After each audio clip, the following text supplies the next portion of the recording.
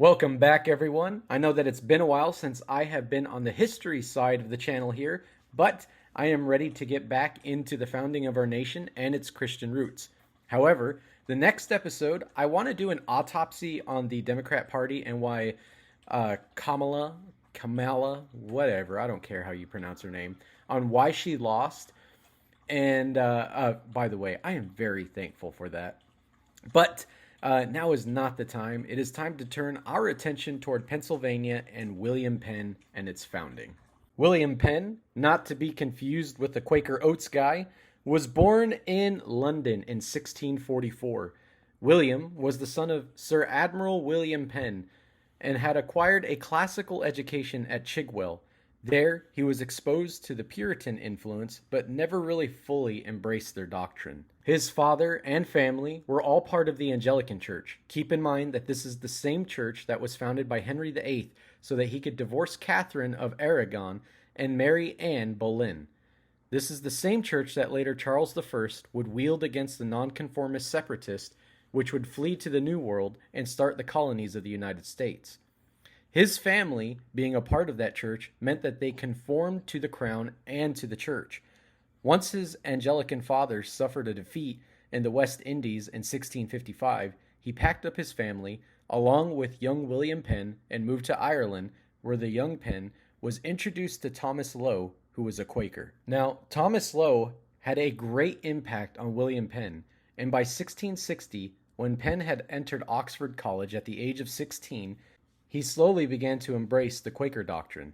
By 1662, he was kicked out of Oxford for rejecting Anglicanism, and his father, Admiral Penn, hoped to correct the course of his son by sending him on a tour of Europe. His father hoped that by finishing college at a French Protestant college at Saumur, he would convert back, but it was ultimately to no avail. In 1666, Admiral Penn had sent his son William back to manage his estate over in Ireland, where he was once again exposed to Thomas Lowe, and he was ultimately converted and became a Quaker.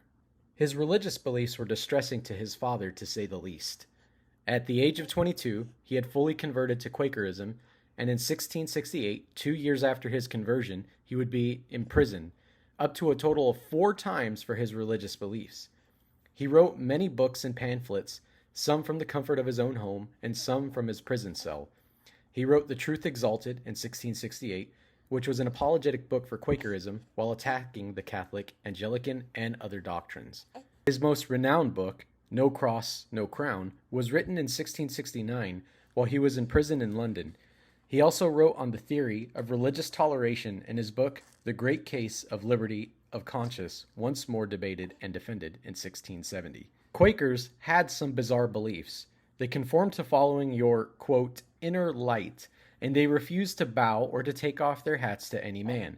They had an adamant refusal to take up arms, and many times they were taken under suspicion for refusing to swear an oath of loyalty to either Cromwell or King Charles II because of their belief in Matthew 5:34, which states, "But I say unto you, swear not at all, neither by heaven, for it is God's throne."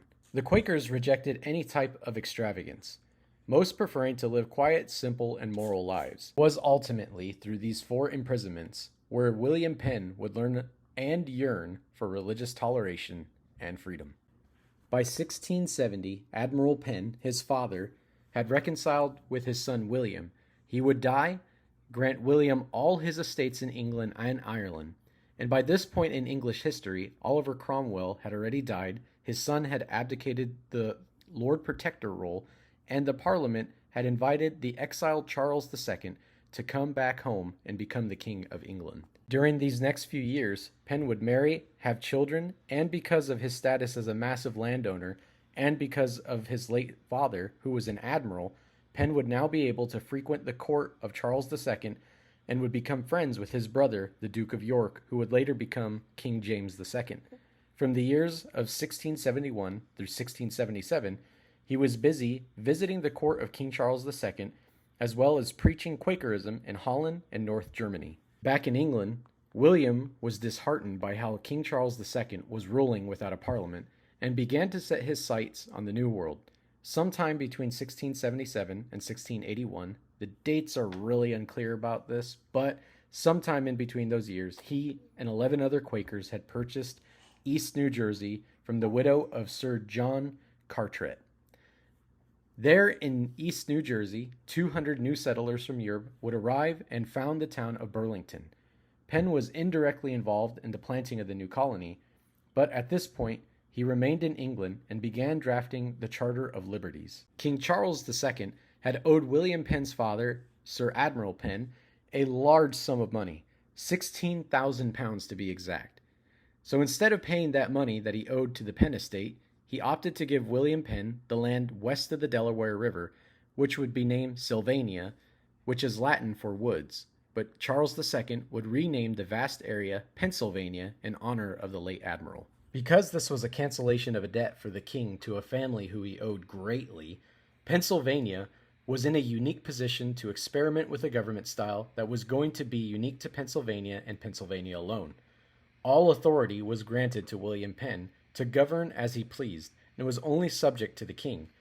However, just to be clear, most times the king, especially with King Charles II, was pretty hands-off. Here, William Penn would create a new type of democratic government never before seen at that time, which would give birth to the ideals that would eventually become the Constitution of the United States. To understand the type of government that Penn had in mind for Pennsylvania, we need to take a step back and understand a little bit about the Quakers. The Quakers believed that all men were guided, again, by that inner light. This meant that he believed that people would be guided in faith, politics, and economics. This ultimately meant that his approach was laissez-faire, or which translates to without interference or absence of government interference. Ben Hart sums it up in one neat paragraph. In the Quaker view, force and compulsion were never options. The pursuit of this principle to its extreme led to both the success and the demise of William Penn's holy experiment. Where the Quakers were successful, they had a profound influence on American political thought, but they ultimately failed to confront the reality of man's character, irreparably flawed, and at times vicious. This accounts for their virtual elimination as a religious, political, or cultural force in America. In 1682, he produced a pamphlet that outlined the benefits of joining his newly formed colony. He offered complete religious freedom and easy access to land. He originally offered a 5,000-acre plot for about £100, but he soon changed it to 125 to 200-acre plots, selling them 1 acre for 1 penny. Also, I want to add here that even though he was granted the land from King Charles II, he and the settlers still went out of their way to make deals with the Indians and to purchase the land from them as well, where they wanted to settle. The Europeans were hungry for land, and the Indians were hungry for the European products. Also, to contribute to the Quakers wanting to purchase the land from the Indians instead of conquering them, they had an ironclad rule to never pick up arms to kill another human. So much so that George Washington was greatly annoyed with them when they wanted the freedom, but they didn't want to take up the arms to win that freedom. With the collapse of New Sweden and 500 Dutch already living on the west side of New Jersey, people poured in from all over Europe for the sweet, sweet taste of freedom. William Penn stressed that no religion would be compulsory. Those people to whom he had preached to some years earlier in Holland and North Germany were hooked, and they wanted to move to the newly formed colony.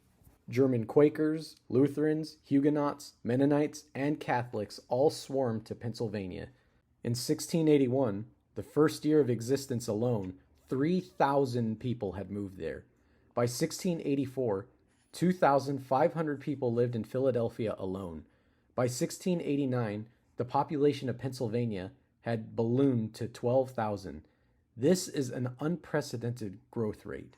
Even by the early 1700s, the population had grown nearly 24 times the original 3,000. All of this was a result of his live and let live approach and the extremely light tax burden.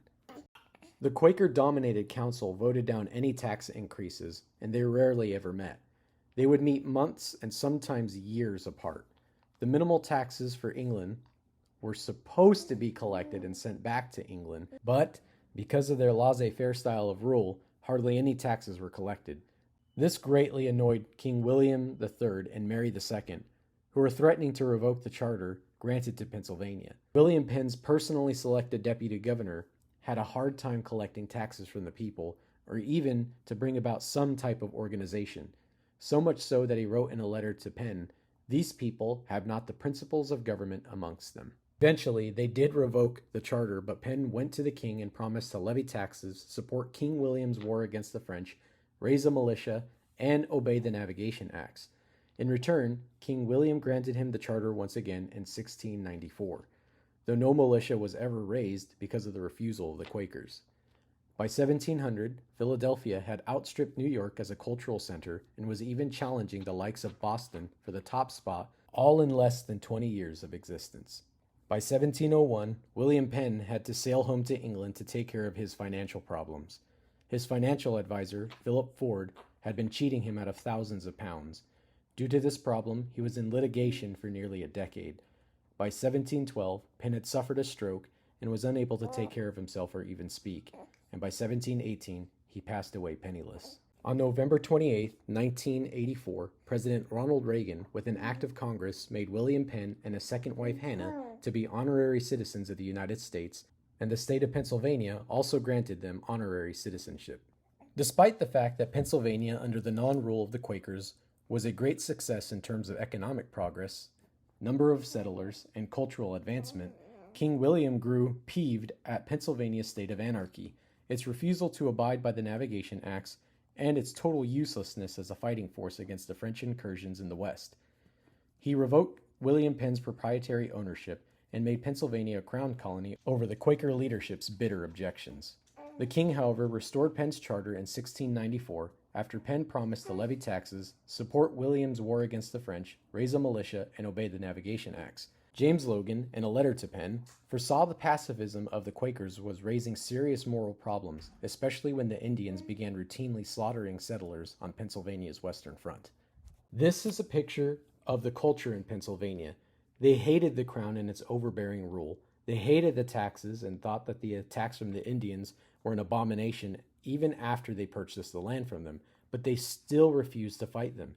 By 1755, the French had convinced the Delaware Indians that their way of life was being threatened, and hoped to prevent Pennsylvanians from purchasing the land from the 6 Indian nations. This started a series of bloody massacres from the Indians upon the Quakers. The survival at the colony was being threatened because of the Quakers' false assumption of human nature. There was yet another horrific bloodbath in 1756, and Quaker legislatures still couldn't agree and refused to appropriate any funds for defense. There were riots in Philadelphia by the German settlers because of the Quakers' inaction. By 1756, after much political pressure back home from England and domestic pressure from the new political party led by Benjamin Franklin, the Quakers finally stepped down from power. Franklin took a more hands-on approach when it came to the Indians, who were continually butchering the settlers. Quote, "I do not believe we shall ever have firm peace with the Indians till we have well drubbed them." Due to his belief in firmly dealing with the Indians, and the way that the Quakers would not, he and his followers dominated Pennsylvanian politics well into the Revolutionary War. Leading up to the Revolutionary War and afterwards, the Quakers were ridiculed as cowards and subjected to charges of treason because of their refusal to fight. And because of this, they withdrew from public life, and the Quaker influence in the world virtually disappeared. Despite this fact, their culture and their impact are still felt today. They were some of the first people in the United States to decry slavery as an evil as early as 1688, and even held a formal protest against slavery in Germantown, Pennsylvania. It was their radical concept of government that would heavily influence and lead to new political theory that would firmly take shape in 1776 and 1787. Pennsylvania had the most democratic constitution of all the colonies, such as holding annual elections, term limits which would make the officials live under any laws that they passed. Hey, senators and representatives, hint, hint. And every bill that was passed, they would have to print for the people to take consideration of the upcoming bill. And with this, I will allow Mr. Ben Hart in his book to close the video out with this quote about the lasting influence of the Quakers and Pennsylvania. Quote, "It was the first large state to permit citizens of various nationalities and faiths to enjoy equal protection under the laws.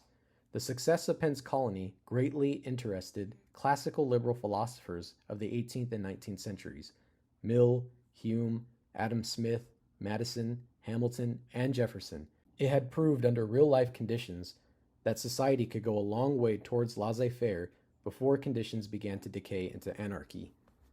Philadelphia, with virtually no government, came very close to achieving its ideal as the city of brotherly love. It was a vision of America to be, and would provide a fitting location for the signing of the United States Constitution in the fall of 1787. So, did you learn something new in this dive into the founding of Pennsylvania? Let me know in the comments below, and I'll catch you guys in the next video.